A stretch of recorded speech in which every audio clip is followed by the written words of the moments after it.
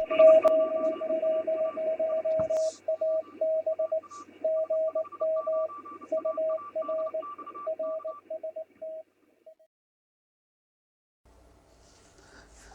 so here the kids were inquisitive, as my daughter and her friend. I put a Buddipole up, and her friend was really interested in what you're going to do with that. You can actually talk to people and stuff, so she's going to be a scientist. In the bottom right hand corner you can see a kit bag, and that's where my Elecraft KX3 is. There she is on 14.205. This is the first time I've actually used the thing. I didn't actually make any contacts today, but it was interesting trying and working out all the bits. And what I did get from the day was that you need a faster antenna to put up than a Buddipole. I was messing around, I would say, for at least half an hour. And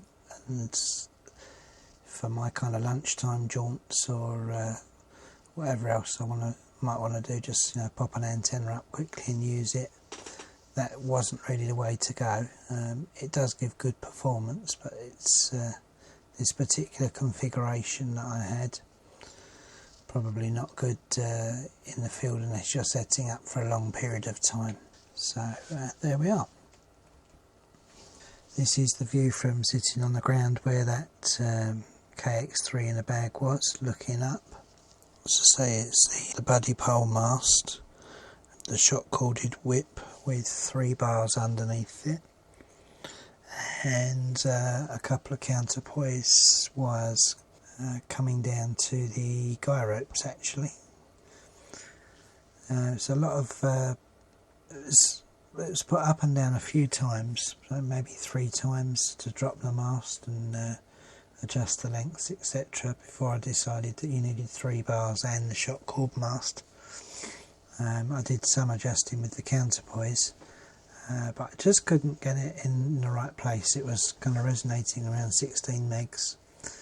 But in the end, with the 3 bars and the shot corded pole there, I would say fully extended, that was 4.6 metres of aerial there on the top of the pole, so about 15 foot of aerial on top of the mast there, which is the kind of darker region there in the sky. That's where it starts, that's the feed point. So yeah, once again the bottom of the Buddipole mast, and that's stayed down with guy wires, 2 on the fence, 1 into the ground. Down those guy wires I put 2 counterpoise wires, and I fixed it to the actual guy wire like that, just by feeding it through, and the tension of the wire underneath those clips in the middle, just keeping it in position.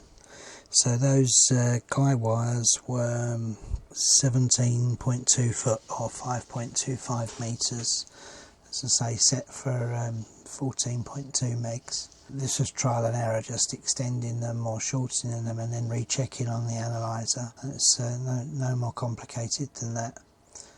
But as you can see on the analyzer, the curve there is quite usable. This is actually at 14.2 meg in the centre of the screen, and you operate towards the right there. It's below 1.5 to 1 right the way across, so no complaints there. So operating position number 2 after a light kind of downfall of rain on this chair. It's very comfortable. And there I actually changed frequency to 7 megs because 14 meg conditions had all but disappeared by the time I got to this stage. So I was just experimenting and looking around, and there we are on say 40 metres. The ATU of the KX3 just clunked away a few times and brought that right in. I didn't check on the analyzer what the SWR was down there, but I should think it's quite high. That's the view from that chair, back looking at the whole thing in position. As I say, the feed point towards the top of the screen there is 19.5 foot up, 5.98 metres. I just measured all this afterwards because I'm going to model it in ESNEC to see, you know, from the measurements I actually took, does it match up with what it should be doing? So I have some idea. So yeah, it's 5.98 metres, 19.5 foot at the feed point, and then the actual antenna itself is 4.6 metres, so that's another 15 foot. And the whole thing, what was that, about 34 foot, 35 foot.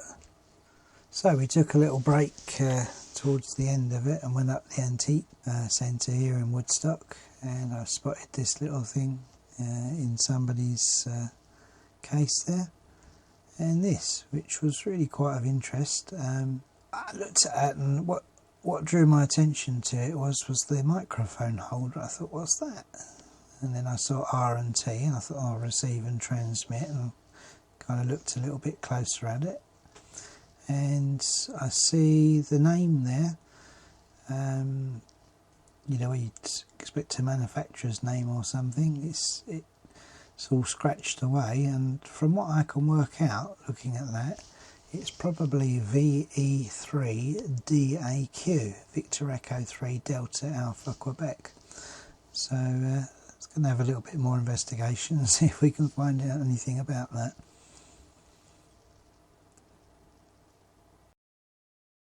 Thanks for watching VA3 SII. Bye.